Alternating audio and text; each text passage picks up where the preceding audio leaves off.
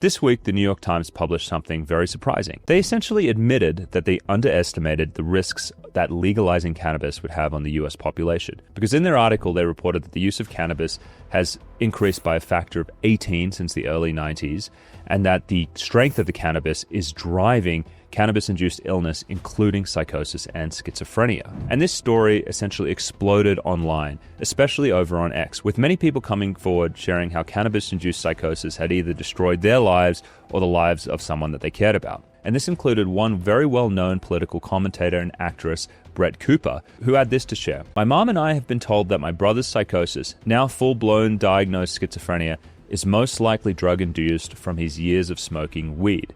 This drug isn't harmless no matter what our culture and screaming people in the comments tried to tell us."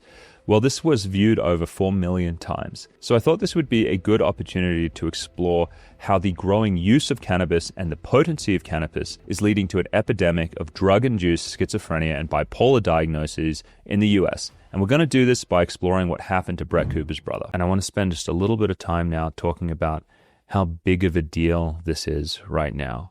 Today, there are marijuana products with 90% or more. So we have this just hockey stick increase in THC concentration, which is driving the psychosis. And this is not even taking into account that many people are using high potency, like concentrates and things like that, and things like Delta-9, which is synthetic cannabis, which is even worse. Now, the next thing that I have to mention that's going to be surprising to a lot of people is that cannabis is uniquely harmful amongst all drugs in causing brain damage that looks like schizophrenia and bipolar.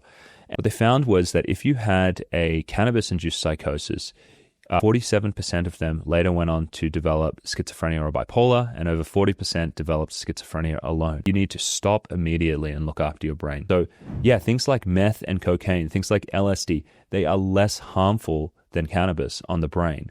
Now, the last thing that I want to bring up is we actually have pretty good evidence that the increase in the use of cannabis and also the THC content is leading to an epidemic of drug-induced psychosis and mania.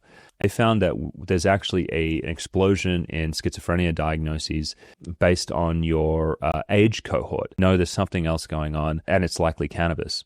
Stays really, really low, sub 5% to the 90s. And then again, when the high potency cannabis rises, because the market increases, we just see this hockey stick going up, where now in 2022, they believe that nearly 20% of cases are due to cannabis-induced psychotic disorder.